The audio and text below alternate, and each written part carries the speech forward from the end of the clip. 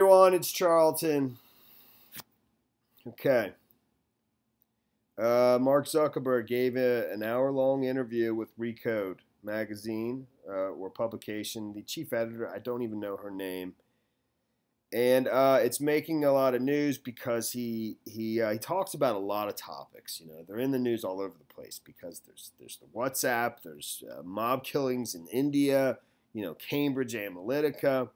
So, and they're trying to clean up their platform or whatever, you know, and censoring conservatives, all these topics that I think come up in this podcast. But one thing that does, he actually uses as an example. He brings it into the conversation.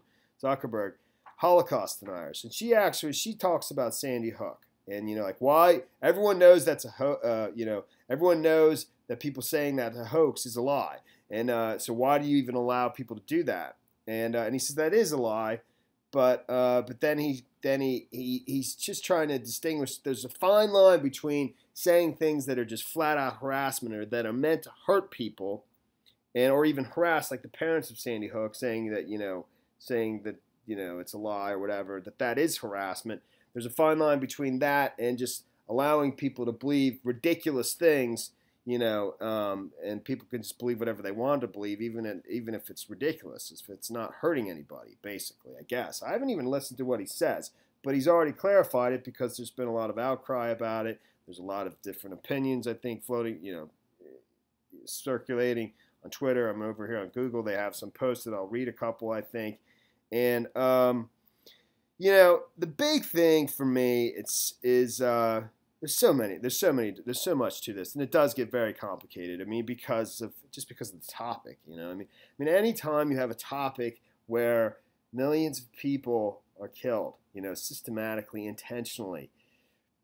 So when other people, if I could just dive into this just a little bit, you know, when other people want to investigate that, you know, and try to figure out exactly how many and stuff like that, you know, it's a little on the sick side, man. So you know, but okay, but if they want to do that, they can do that. People who don't believe the Holocaust happened, you know, and people like me or anybody else will say what they just said, you know, like I just said, and say that it's kind of sick that you have an inclination to go and study it to try to figure out how exactly many people were annihilated, you know, systematically just killed. I mean, so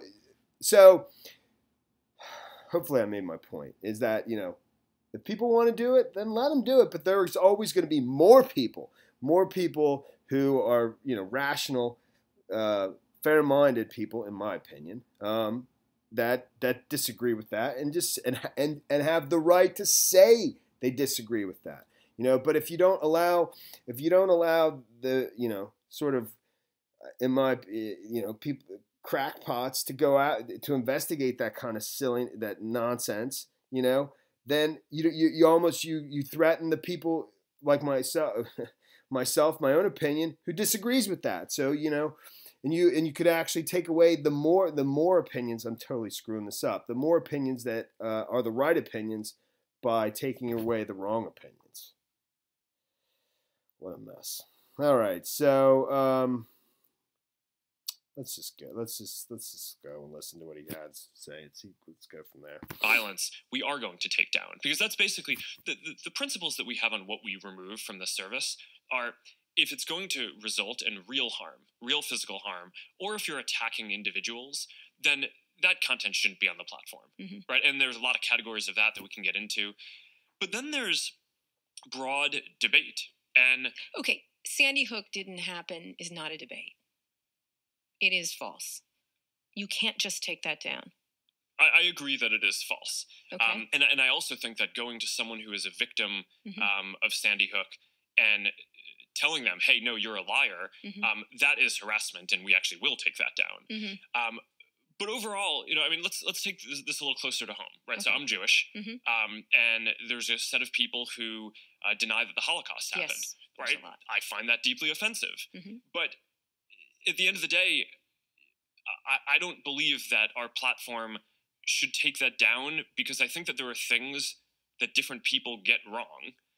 Either I don't think that they're intentionally getting it wrong, but I think that in the case of the Holocaust deniers, they might be. But go ahead. It's hard to impugn intent and to understand the intent. But I just think, for as abhorrent as some of those examples are, I think the reality is also that I get things wrong when I speak publicly. I'm sure you do. I'm sure a lot of leaders and public figures who we respect do too. And I just don't think that it is the right thing to say we are going to take someone off the platform if they get things wrong, even multiple times. Right. So what we will do is we'll say, okay, you have your page, and if you're not trying to organize harm against someone or attacking I agree. I mean, someone, then you can put up that content on your page, even if people might disagree with it or find it offensive. But that doesn't mean that we have a responsibility to make it widely distributed in newsfeed. I think we actually, so to the you contrary, just say move them down, versus in Myanmar where you remove it. Yes. Can I ask you that specific about Myanmar? How did you feel about those killings and the blame that some people put on Facebook? You know, it's strange because I agree and disagree with them. I just heard her say move it down, which I'm not. They can move down Holocaust deniers. That's fine with me. But it's not. They can even, you know, but they're going to move down a lot more than just Holocaust deniers. So, you know, it's hard. A lot of people should be allowed to get things wrong. I agree, you know, and then we'll just make up our own minds. People are smart. We'll figure it out, you know, just like even with Sandy Hook, you know, I mean, nobody believed, most people, almost every people believe that it was real, you know, it was real. And people who don't think it was real, you know, they think they're out of their mind. And so you just let the smart people figure it out. It's not that part's not that complicated. And I even think you can impugn their intent if you want, and you can impugn my intent. What's the big deal? You know, I think we're all grown-ups. We can handle it. Yeah. So, anyways, he did clarify something though, because people found, you know, like people felt he was giving oxygen to that whole, you know, movement or people who deny the Holocaust.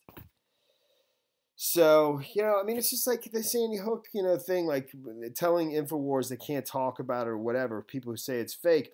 But at the same time, if you do that, you threaten that, you know, pretty soon you might be telling the parents they can't defend themselves, you know? I mean, and then it just goes on and on. It's just let everyone talk. If you're not specifically hurting somebody, you know, we'll figure it out. We're all smart, you know. Bad things happen not because there's too many voices.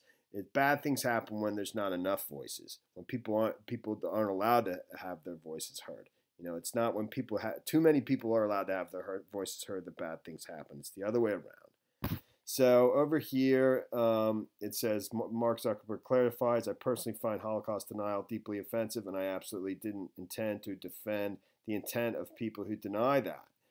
So, when he wrote them an email, I enjoyed our conversation yesterday. Okay, so it was yesterday, but there's one thing I want to clear up. I personally find Holocaust denial deeply offensive, and I absolutely didn't intend to defend the intent of people who deny that. Our goal with fake news is not to prevent anyone from saying something untrue, but to stop fake news and misinformation spreading across our services. If something is spreading and is rated false by fact checkers, it would lose the vast majority of its distribution in news feeds. And of course, see, I mean, this is actually the problem. I mean, the problem is that crazy things like people who want to claim the Holocaust didn't happen, then, you know, you get other things that are just legitimate, you know, differences of opinion that will get pushed down and put in the same category of something that's as insane as, you know, Holocaust denial. That's the problem, dude. I completely screwed up this video, but I think I'm gonna move on. It's a really difficult topic to talk about because, like I said, you know, I mean, I've talked about the whole Zionism thing and anti-Zionism. I'm sick to death of it. I really am, you know, because I think it's all bogus, you know, and people's obsession with Israel and, you know, is just there's something wrong with it. And that doesn't, I'm not defending everything that Israel does, and there's lots of things that Israel does that I disagree with. But, there's lots of things that lots of countries all over the world do, and I don't know why we always have to pay attention to every single thing that Israel does. Why don't we oppose the state of India? We can't even name all the countries in the world. I can't name the countries in Africa. But yet everybody knows what every single thing that Israel does on a daily basis, so. But when I was looking that up, I had my numbers way off. I was really shocked to learn the number of Jewish people there are in the world, because I thought it was 2 to 3% worldwide, but it's not. And I think maybe that's 2 to 3% in the United States. That's maybe where I got that number. I heard that somewhere earlier. So, but it's not 2 to 3% worldwide. It's very low. And I was shocked to see how few Jewish people there are in the world. I think it's like 15 million worldwide. And I'm still not positive that I got that right, but that's unbelievably, I was like, it's not a lot. It's very few. And so, I don't know. It just even added more perspective to that particular topic of Holocaust denial. But, again, not to belabor the point, let, people who insist on pursuing that, pursue it, and there will always be way more voices, like myself, that drown that out, and say that that's insane. But if you don't let them speak up, you threaten the more voices that are rational and fair, like myself. All right, man, that's the end of this video. Do we need to look at their tweets? I'll look at their tweets real quick. I mean, that's what I was saying here. Apparently Mark Zuckerberg is under the impression there's some good faith debate going on over whether the Holocaust happened.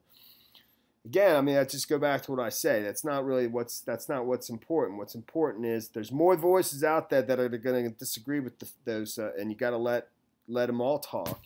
Otherwise you threaten the good things that are being said, which is actually, in the much greater majority, whatever. It wouldn't matter. Just let them all talk. Believe me. Well, people are smart. We'll figure it out. Mark Zuckerberg needs to understand that the intent of Holocaust deniers is not the sole proper standard of judgment.